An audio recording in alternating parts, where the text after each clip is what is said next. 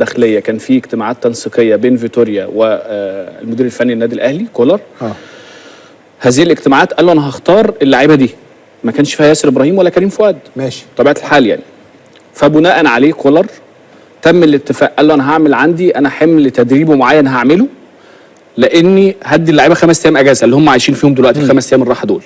فالراجل جه طلع اللعيبه اللي راح المنتخب ما ينفعش يديهم هذا الحمل، يعني طلعهم بره هذا الامر، وكان منهم محمود متولي. لما راحت اللعيبه منتخب مصر، محمود متولي جاله شد، وده طبيعي او في العضله الخلفيه، وده امر وارد يجري اي لعيب يعني، لكن محمود متولي كان مريح في النادي الاهلي 4 ايام.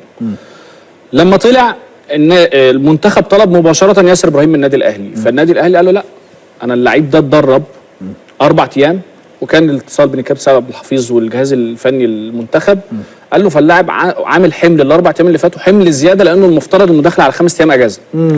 وكان في تنسيق بيننا وبينكم، فهو عنده حاله اجهاد عام زيه زي باقي اللعيبه. لو جه اللعيب المنتخب ممكن يبقى عرضه للاصابه. فتفهم الجهاز الفني لمنتخب مصر هذا الامر بناء على اتفاق مسبق. كده فيتوريا كان في الاخر هياخد اسامه جلال وعلي جبر، ومش حاطط دماغه ياسر ابراهيم. فما تصدعوناش من الاخ روي كابوريا لو ازازوني هزهز ايه لما نشوف يوم 18 في استاد جاسم الاحمد بالكويت الساعه 5 بتوقيت القاهره هيعمل ايه.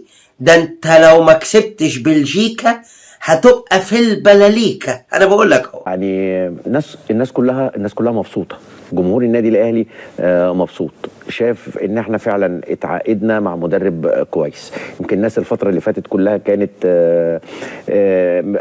ما كانش عندها اقتناع بالمدرب البرتغالي اللي قبله، يقول لك لا اصل دوت مش على قد النادي الاهلي، وحتى لو كان هو شغال في البرتغال لا هو هنا.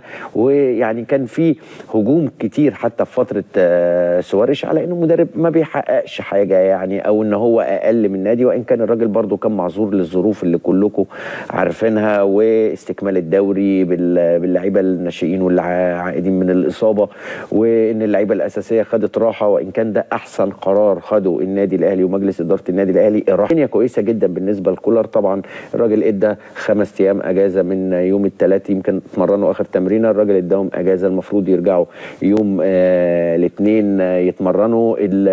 الدنيا كويسه، الدنيا حلوه. وان كنت الحاجه الوحيده اللي انا مقلق منها بقى موضوع ايه؟ الاصابات. يعني محمد عبد المنعم الفتره ديت ولسه عامل جراحه في وجهه. لا الاصابات مقدور عليها. انا اللي مقلق منه الفتره دي جمال علام ومحمد بركات وخالد الدرندلي واتحاد الكوره ولجنه الحكام، بعد ما كلاتنبرج الشبشب ياسمين واتكل خد اجازه في كاس العالم، ومحمد فاروق اللي هيدير اللجنه دي. ده اللي انا مقلق منه، غير كده شكليات الاهلي بمن حضر.